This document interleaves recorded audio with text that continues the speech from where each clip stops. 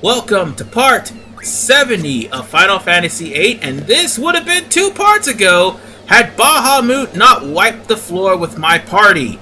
Oh, and just so we're clear, ladies and gentlemen, I took out Rinoa, probably the weakest link of the team, and added in Irvin, because Irvin had more levels than Rinoa. At least he would stand more of a chance. And I brought Zell here because Zell would actually help out for the later portion of this research facility. Now, as Zell is saying, this research facility actually was powered by AGF. Take a wild guess who? Oh, spoiler alert, it's Bahamut. I don't even know why I said that, because you already know he's going to be here. Anyway, the fact is, they used Bahamut to power this island. Something happened, and something went horribly wrong, where this island moved on its own, and Bahamut is the only thing left standing on this island, aside from the second boss, which is the Ultima weapon. Now, about this.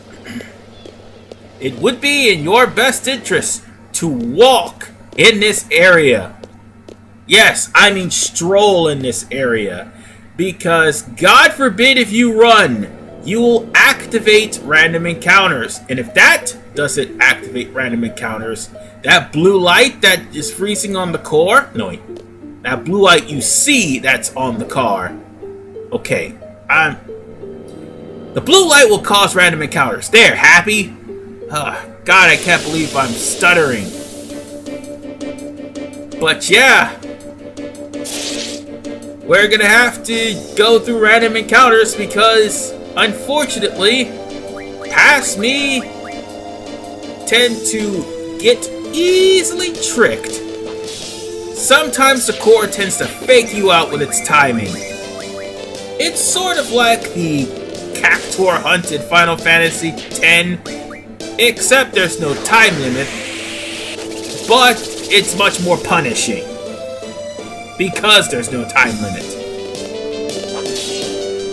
And despite what anybody else says about the Cactuar hunt, I'm saying this from my experiences, not theirs. They could no-scope Cactuars for all I care. The fact of the matter is, I'm telling you, for the people who haven't experienced the game, and for the people who had terrible luck with the Cactuars. But if somebody managed to no-scope a Cactuar and 360 headshot a Cactuar, by all means, at least post a video. Anyway, I did it again, didn't I? Yep. Just for the record, this is the whole part. Me accidentally running into random encounters, running into 2 scripted encounters, and Bahamut. Don't worry, we will take down Bahamut. I promise you. I'm not just gonna fight random encounters and then just cut it off. Come on, man, give me some credit. But for the most part, I would like it to be at least out of the, I like my level at least to be not in the neighborhood of 5 and 0. Because later on, I will face a boss that will depend on the person's level, which can constitute between 5 and 0, since that's how 5 and 0 works. Yeah, how should I explain this?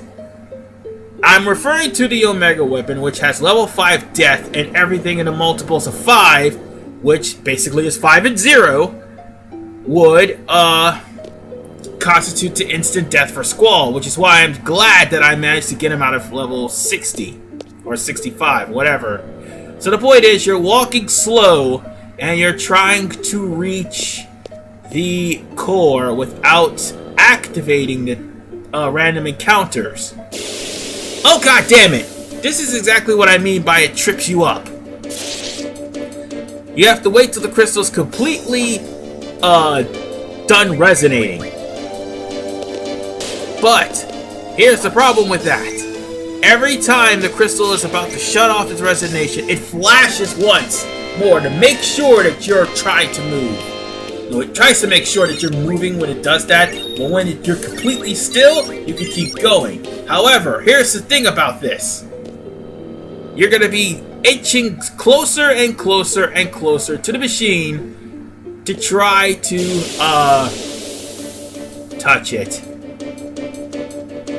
Son of a bitch.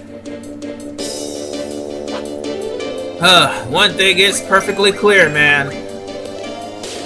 If you don't have luck, or if you don't have zombies, you don't have luck or you don't have ribbon, this is going to be a very hard fight. Or evasion, for that matter. Because last time I checked, the Cactuar and Tonberry GF will give you evasion boost. But for the most part, it would be best to have a ribbon at least. Because you will be screwed up when it comes down to Bahamut and also the 2 scripted fights.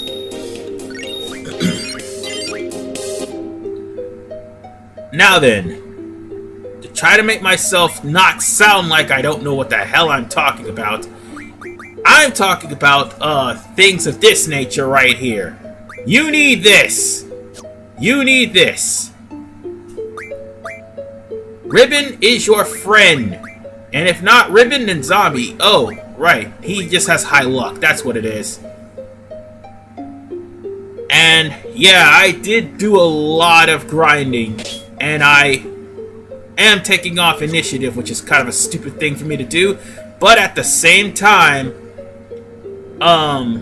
there is just no point of having that on because you're going to be automatically back attacked whether you have initiative on or not.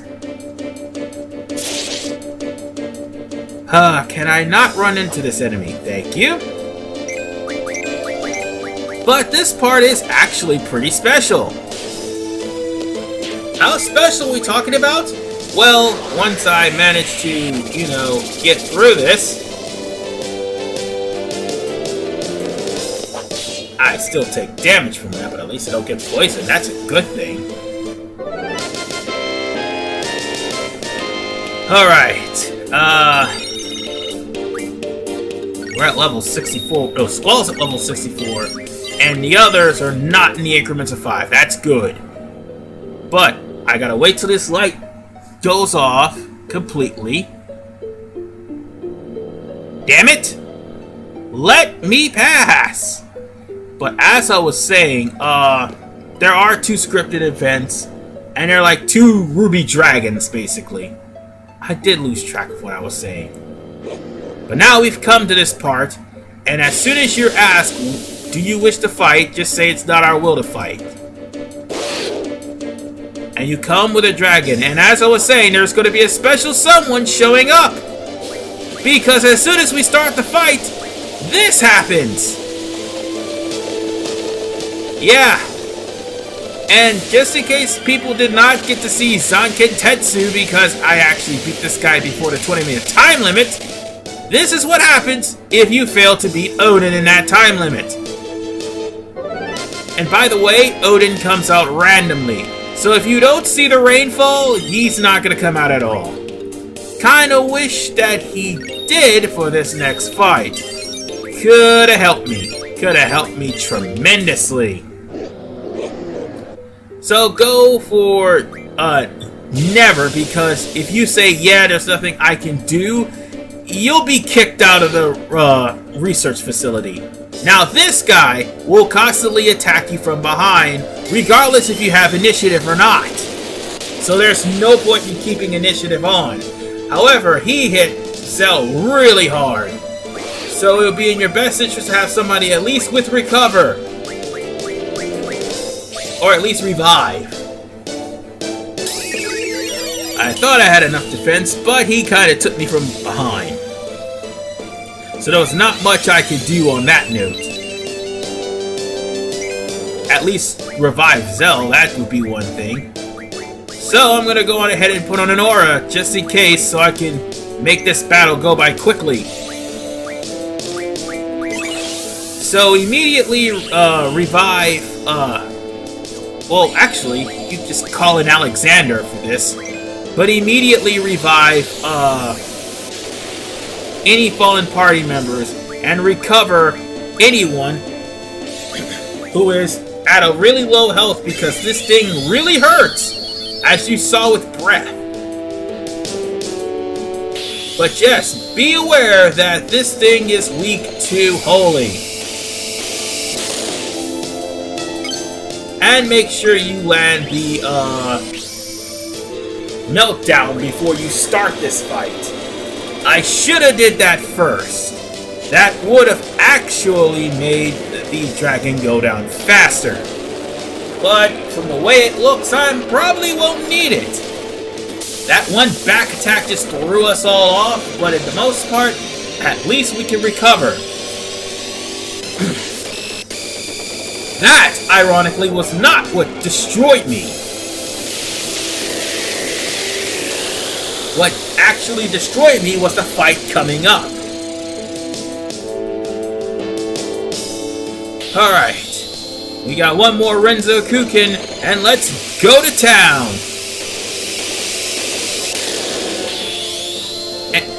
Wait, I only scored 3 hits! Oh well. I guess Lionheart then. Hooray! Yeah! Take that! See, I didn't also do this in my practice run. I managed to get Famous Circle instead. But still, Lionheart for the win, ladies and gentlemen.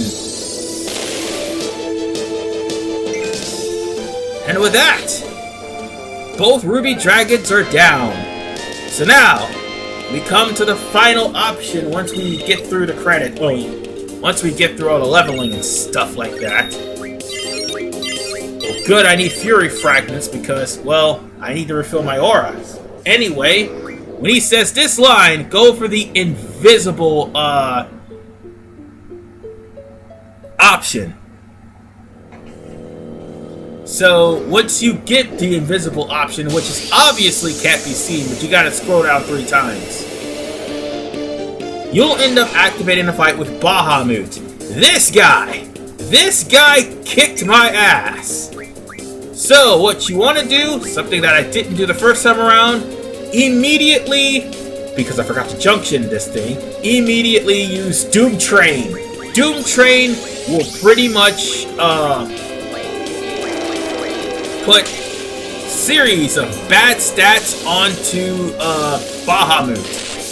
Specifically slow, blind, and meltdown. That's what you want to happen to Bahamut.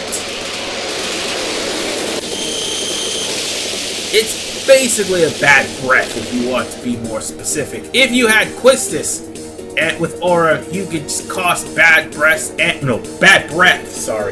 and you would still actually land some bad stats on Bahamut. But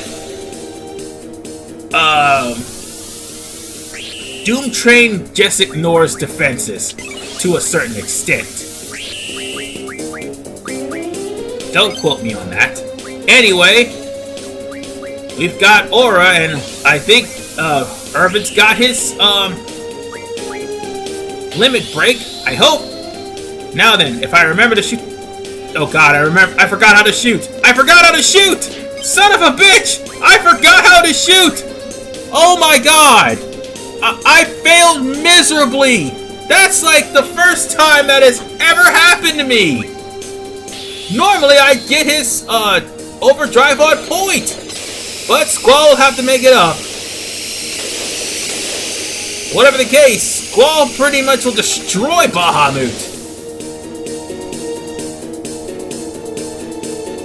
Holy crap! Wait. Yeah. Almost forgot. Even though I ended that quickly, he does do Quake and Tornado. But if you have immunizations to all of those, he will not do any of the sort. So he'll just use physical attacks and eventually Mega Flare. So yeah. I came in prepared and I crushed this son of a bitch. He didn't even do any damage to me at all. which is saying a lot. So yeah, let's get out of here. And by the way, because I got Bahamut, now I have access to the ability Forbidden Magic Refined, meaning all those Ultima Stones, Meteor Stones, and Dark Matter will be put to good use. The Meteor Stones will be turned into Meteors, and the Ultima Stones will turn into Ultimas. Pulse Ammo and Energy Crystals can be turned into Ultimas, and not to mention Dark Matter. 1 Dark Matter equals 100 Ultimas. Having Bahamut in your party is essential to winning this game. If you do not beat Bahamut by the time you get to Chapter 4, you will never get him again. Anyway, we'll go back to the deep sea research area for Ultima Weapon in Part 73.